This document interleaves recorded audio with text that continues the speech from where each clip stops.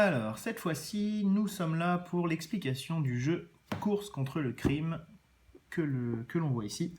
Toujours de chez Tactique, à partir de 7 ans, donc c'est pareil, c'est un jeu familial, de 2 jusqu'à 4 joueurs cette fois, et la particularité de ce jeu-là, c'est que c'est un jeu coopératif. Les joueurs vont jouer tous ensemble contre le jeu, soit ils vont tous gagner, soit ils vont tous perdre, bien entendu.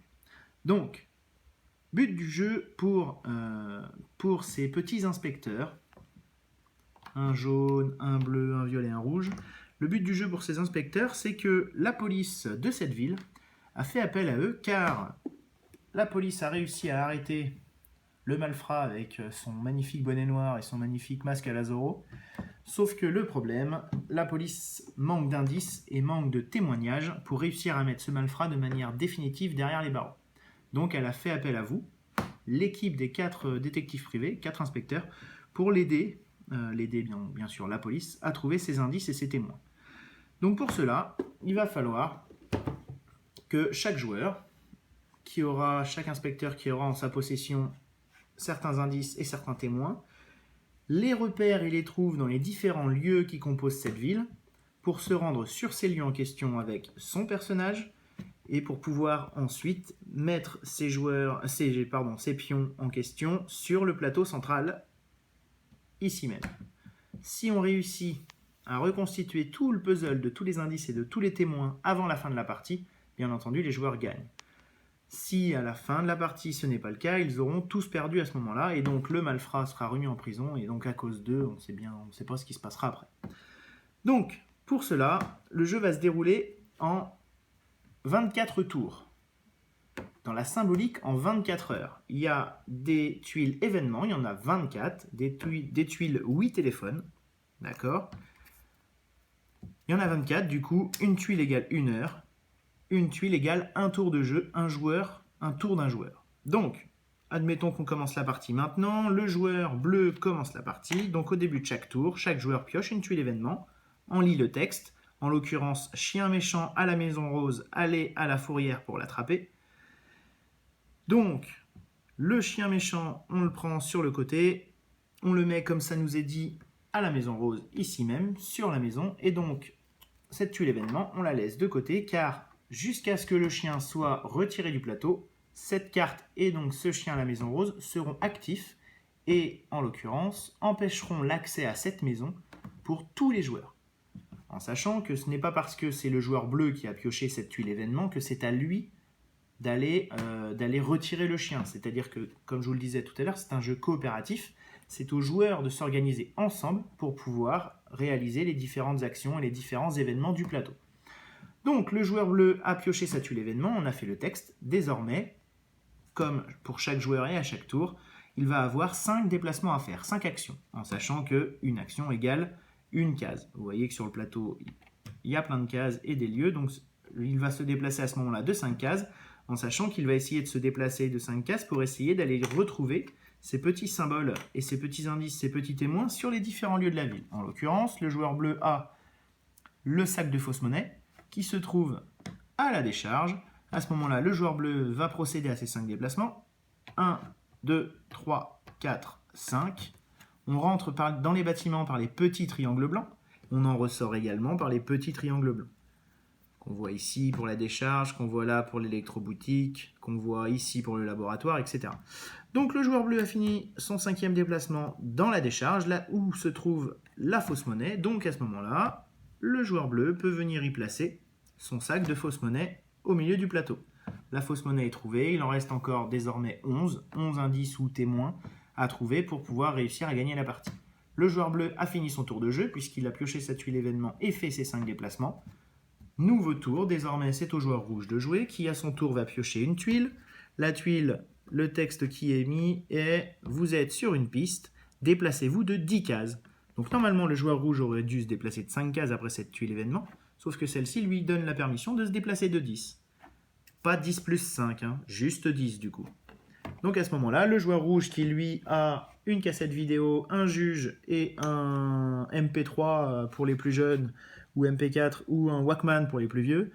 Et donc on se rend compte que la cassette vidéo, on peut la trouver ici au bureau de sécurité. Donc à ce moment-là, le joueur rouge se déplace. 1, 2, 3, 4, 5. Il place sa vidéo. Il n'a pas fini son déplacement, donc il peut continuer pour aller jusqu'au bout de son déplacement. En l'occurrence, là, c'était 10, donc 6, 7, 8, 9, 10. Au tour suivant, il pourra à ce moment-là se rendre au tribunal pour aller y déposer le juge. Seulement ça, ce sera au tour suivant, et d'ici là, il peut se passer encore plein de choses.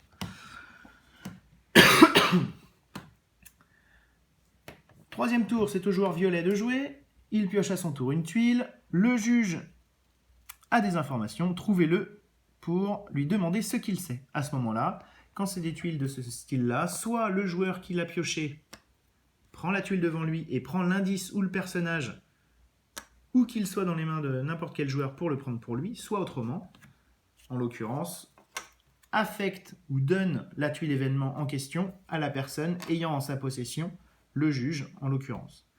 Si jamais, parce que ça peut arriver malheureusement, si jamais le juge avait été déjà placé au milieu du plateau, à ce moment-là, la tuile événement va faire retirer la tuile juge du jeu, parce que dans la symbolique, le juge vous a donné des informations, mais il ne vous a pas tout dit. Donc, à l'équipe d'inspecteurs de retourner le voir pour le réinterroger de nouveau. En sachant que quand c'est un cas comme celui-ci se présente, à ce moment-là, vous pouvez la réattribuer justement, cette tuile événement et donc ce témoin, au joueur de votre choix. Ce n'est pas forcément, je le rappelle, celui qui a pioché la carte qui le prend devant lui. C'est vraiment, comme je vous le disais, un jeu d'organisation et de coopération. Donc c'est à vous de vous organiser comme bon vous semble pour réussir et pour réussir votre aventure. Donc là, en l'occurrence, toc, il l'aurait donné à lui. Là, le joueur violet a donc une petite écolière, je pense, un policier et une voyante. En sachant que il y a également toujours le chien qui est actuellement sur la maison rose et qui en empêche l'accès. Maison rose ou dans laquelle se trouve la voyante. Donc il faudrait libérer cette maison et donc aller, comme nous le dit le texte de la tuile événement, à la fourrière pour enlever le chien. Donc le joueur violet, lui, se sacrifie pour l'équipe. 1, 2, 3, 4, 5. On arrive sur la fourrière. On peut donc enlever le chien et le remettre sur le côté du plateau. À partir du moment où la carte événement a été effectuée, réalisée, on la retourne et on la retire, on la défausse. Bref, vous avez compris le fonctionnement. Petit cas, petite variante de jeu et petit cas exceptionnel. Sur certains bâtiments, sur certains lieux de la ville, il seront présents plusieurs dessins, plusieurs symboles, plusieurs témoins, plusieurs indices. En l'occurrence, le joueur violet avec son policier et sa voyante. Sur le parc se trouve la voyante, le policier, et je me doute que vous ne les verrez pas à l'écran, mais quand vous serez devant le jeu, vous le verrez, les traces de pas également. Donc si jamais on arrive sur une case où se trouvent plusieurs dessins, plusieurs indices ou plusieurs témoins en notre possession, à ce moment-là, si dans la symbolique le violet arrive sur le parc, à ce moment-là, le violet pourra très bien mettre à la fois la voyante, à la fois le policier, parce qu'ils se trouvent tous les deux sur une seule et même case. D'une pierre, deux coups.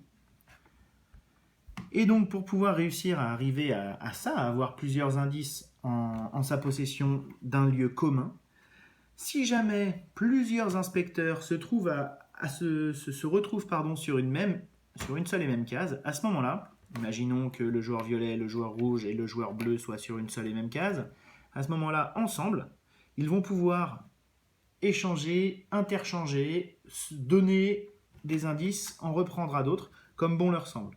Par exemple, là, le joueur bleu a le tennisman. Il peut très bien décider de donner le tennisman au joueur violet, car au cours de tennis se trouvant ici, il y a à la fois le tennisman donc, qui est là, mais à la fois l'écolière ou l'étudiante. Donc le joueur violet, quand il se rendra au cours de tennis, pourra mettre les deux en même temps. Et pendant ce temps, à ce moment-là, le joueur bleu, lui, pourra aller rechercher l'empreinte digitale, soit à l'hôpital, soit au laboratoire.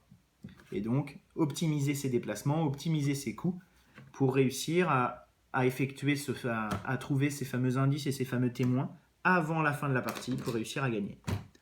Voilà, je pense vous avoir tout dit. Il existe une autre petite variante qui sera précisée dans les règles, ou si vous trouvez ça trop facile, vous pouvez retirer des tuiles événements en début de partie, soit au hasard, soit en les choisissant.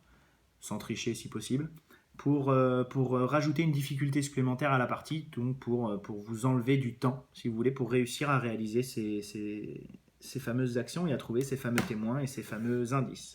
Voilà, bah écoutez, je pense que vous savez tout. Bonne partie à vous. Que la chance soit avec vous pour réussir à trouver tous ces indices et tous ces témoins, pour réussir à mettre ce malfrat, ce méchant malfrat, en prison. Voilà, bonne partie à vous, amusez-vous bien, à bientôt.